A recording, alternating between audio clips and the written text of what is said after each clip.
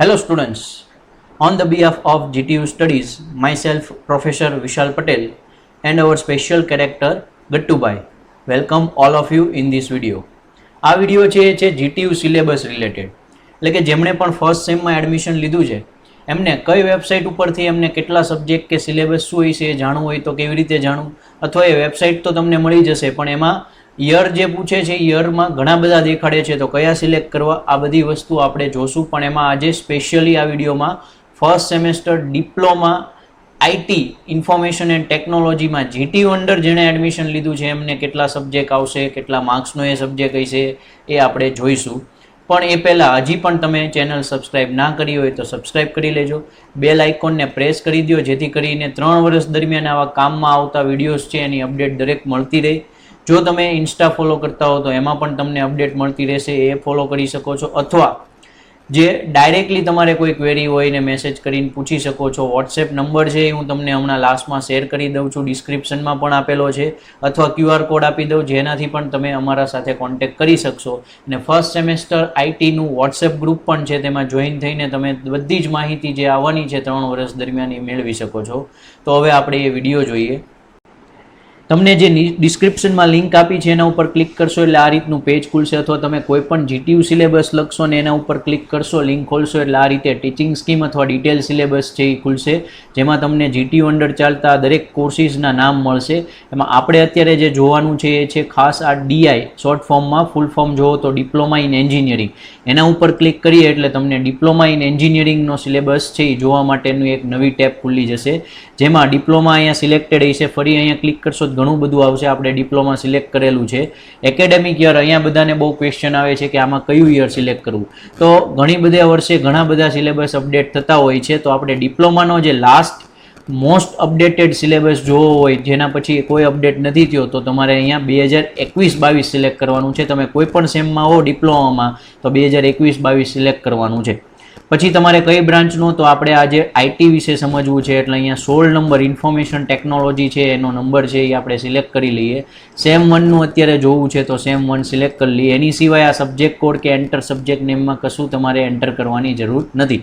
તો આપણે આટલી વસ્તુ છે એ એન્ટર કરીને સર્ચ ઉપર ક્લિક કરશું એટલે તમને અહીંયા નીચે સિલેબસ છે ઓપન થતો દેખાઈ જશે. તો આટલા સબ્જેક્ટ્સ છે એ ફર્સ્ટ યરની અંદર તમારે આવશે, જેમ કે mathematics, communication skill in English, sports and yoga, induction program, Python programming, introduction to IT system and static web design.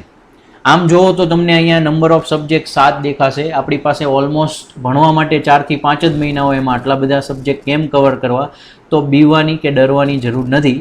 તમારે કયા સબ્જેક્ટનો લાસ્ટમાં GTUનો પેપર આપવાનો છે એ ખાસ જોવાની જરૂર છે. જેમ કે ક્યાંથી જોવા મળે, તો અહીંયા તમે લાસ્ટમાં જશો રાઈટ સાઈડ, તો હું અહીંયા બતાવી દઉં છું. મેક્સિમમ માર્ક્સ એવું લખેલું છે, એની અંડરમાં ટોટલ આ 5 કોલમ છે, 5 આવી ઊભી લાઈન છે, જેમાં પહેલી છે ઈનો મિનિંગ થાય GTUના પેપર્સ છે એને કેટલા માર્ક્સનો હશે કે નહીં હોય. જો 0 લખ્યું હોય તો GTUનો પેપર એમાં ના આવે. પછી છે M એટલે મિડ સેમેસ્ટર માર્ક્સ થયા, એટલે તમારી કોલેજમાં પણ એક્ઝામ લેવાશે એ સબ્જેક્ટની જો હોય તો એમાં 30 માર્કની છે એ એક્ઝામ હોઈ શકે. એના સિવાયની પણ 30 સિવાયની લેતા હોય છે. છેલ્લે ટૂંકમાં તમને એ 30માંથી કન્વર્ટ કરીને GTUને મોકલશે.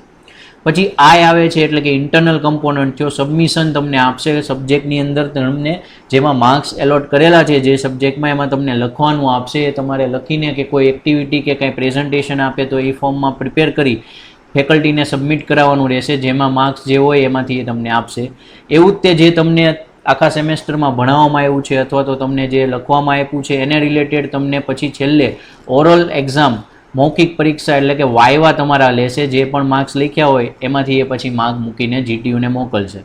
તો આવા 4 માર્ક્સનો પછી જે ટોટલ થાય એ અહીંયા તમને લખેલો જોવા મળશે. તો અહીંયા જે ની અંદર પહેલી કોલમમાં જે 70 જ્યાં લખ્યા છે એની GTU એક્ઝામ છે, એની સિવાય તમારે કોઈ સબ્જેક્ટમાં નહીં આવે એટલે ડોન્ટ વરી. જેમ કે પહેલો સબ્જેક્ટ છે મેથ્સ, તો એની અંદર તમારે 70 લખ્યા છે એટલે તમારે લાસ્ટમાં GTUનો 70 માર્ક્સનો પેપર દેવાનો રહેશે. એની સિવાય 30 માર્કની મિડ સેમેસ્ટર એક્ઝામ કોલેજમાં લેશે. કોલેજ 15-15ની 2 પણ લઈ શકે છે, મેં કીધું એમ એ કોલેજ ઉપર ડિપેન્ડ છે, પણ લાસ્ટમાં તમને એ 30માંથી કન્વર્ટ કરીને આગળ GTUને મોકલશે. હવે 70 માર્ક્સનો પેપર કેટલા ટાઈમમાં પૂરો કરવાનો રહેશે તો એ બધું તમે અહીંયા પાછા લેફ્ટ સાઈડ હાવ આવી જશો તો અહીંયા તમને દરેક જગ્યાએ પ્લસની સાઇન દેખાય છે, પ્લસ ઉપર ક્લિક કરવાનું છે એટલે તમને એ પર્ટિક્યુલર સબ્જેક્ટની બેઝિક ઇન્ફોર્મેશન જોવા મળશે, જેમ કે કઈ કેટેગરીમાં એ સબ્જેક્ટ આવે તો એ બેઝિક સાયન્સ શીખવા માટેનો સબ્જેક્ટ છે એટલે અહીંયા કેટેગરી લખી છે. થિયરી સબ્જેક્ટ છે તો કે યસ, પ્રેક્ટિકલ આમાં જરાય પણ નો એટલે નો લખ્યું છે. એની સિવાય તમારે ખાસ કાંઈ જોવાનું નથી. ઇલેક્ટિવ સબ્જેક્ટ નો લખ્યું છે એનો મિનિંગ ઇલેક્ટિવ એટલે કે ઓપ્શનલ સબ્જેક્ટ. ઘણીવાર તમને 2-3 સબ્જેક્ટ આપે ને એમાંથી કહે કે આ કોઈ એક સિલેક્ટ કરો, એવું બને, પણ આમાં એવું નથી. આ તમારે સબ્જેક્ટ કમ્પલસરી રાખવાનો જ છે. અને આ વાત છે મેઇન કે તમારો જીટીયુનો જે પેપર હશે એ 2.5 અવર્સમાં છે. આ એટલે કે 2.5 કલાક 150 મિનિટનો પેપર રહેશે, જેમાં તમારે 70 માર્ક્સનું એટેમ્પ કરવાનું રહે છે. આવું દરેક સબ્જેક્ટનું પ્લસ ઉપર ક્લિક કરશો એટલે તમને ઓપન થશે. ફરી પાછું હું બંધ કરી દઉં છું. હવે સેકન્ડ સબ્જેક્ટમાં જઈએ તો કોમ્યુનિકેશન સ્કિલ ઇન ઇંગ્લિશ છે, તો એમાં પણ 70 માર્ક્સનો પેપર, 30 માર્કની મીડ. એમાં પાછા ઇન્ટરનલના 25 અને વાયવાના 25 છે, એટલે ટોટલ 150 માર્કનો સબ્જેક્ટ છે. સ્પોર્ટ્સ એન્ડ યોગામાં જુઓ તો 0 માર્ક્સ છે ઈની અંદર, એટલે જીટીયુનો પેપર એમાં નથી. અને જેનો જીટીયુનો પેપર ના હોય એટલે એનો મીડનો પણ પેપર ના આવે, એ કમ્પલસરી છે. એટલે તમારે આની અંદર બહુ ફોકસ કરવાની જરૂર નથી. તમને જે પણ ફેકલ્ટી એલોટ કર્યા હોય એ તમે એમની થોડી ઘણી એક્ટિવિટી જે કે એ કરીને આપી દેશો એટલે તમને 50માંથી માર્ક્સ આપી દેશે. સારા માર્ક્સ આપવા ખરાબ આપવા એ પછી તમારા પરફોર્મન્સ ઉપર છે, પણ એટલીસ્ટ પાસ તો કરી દેતા હોય છે, એટલે એમાં બહુ ફોકસ કરવાની જરૂર નથી હોતી. ઇન્ડક્શન પ્રોગ્રામમાં જશો તો કોઈ પણ માર્ક્સ નથી લખેલા. એનું કારણ છે તમે જ્યારે એડમિશન લેશો ત્યારે સ્ટાર્ટિંગના ફર્સ્ટ 2 વીક્સ ઓર 3 વીક્સ છે એ લોકો રેગ્યુલર સિલેબસ સિવાયની એક્ટિવિટી કરાવતા હોય છે, તો એમાં એ લોકો ઇન્ડક્શન પ્રોગ્રામ તરીકે એને ડિફાઇન કરે છે, જેના કોઈ માર્ક્સ નથી પણ એ એટેન્ડ કરવી જરૂરી હોય છે. પછી સબ્જેક્ટ છે પાયથન પ્રોગ્રામિંગ, તો એ તમારા માટે કમ્પલસરી અને 70 માર્ક્સની જીટીયુ એક્ઝામ છે, 30 માર્ક્સની મિડ, અગેન 25 ઇન્ટરનલ, 25 વાયવા, એટલે 150 માર્ક્સ છે. Introduction to IT system, again same pattern છે, એમાં પણ એક્ઝામ છે. અને પછી સ્ટેટિક વેબ પેજ ડિઝાઇન, એમાં કોઈ જીટીયુની એક્ઝામ નથી એટલે મીડની પણ નથી. મેં કીધું એમાં ખાલી ઇન્ટરનલ અને વાયવા, એટલે કે જે ફેકલ્ટી વર્ક આપે છે એ પૂરું કરીને આપશો એટલે તમને એમાં પાસ કરી દેશે. એટલે એમ જુઓ તો 7 સબ્જેક્ટ હતા, પણ આપણે ખરેખર મેઇન ફોકસ કરવાના, મેઇન ભણવાના, જેની એક્ઝામ આવે છે એ જોઈએ તો 4 જ સબ્જેક્ટ છે, એટલે આ 4 ઉપર મેઇન ફોકસ કરવાનું છે. હવે તમારે જો દરેક સબ્જેક્ટનો કોઈ ડિટેલ સિલેબસ જોવો હોય તો હું એનો અલગથી વિડીયો અપલોડ કરીશ. તમે મેં કીધું હતું આગળ સ્ટાર્ટિંગમાં એમ ટચમાં રહેજો, ગ્રુપ જોઈન કરી લેજો અથવા અપડેટ મેળવતા રહેજો. હું તમને ડિટેલ સિલેબસ પણ આપીશ. તમને કોઈ પણ એક સબ્જેક્ટનો અત્યારે ઓપન કરીને બતાવું, જેમ કે મેથ્સ.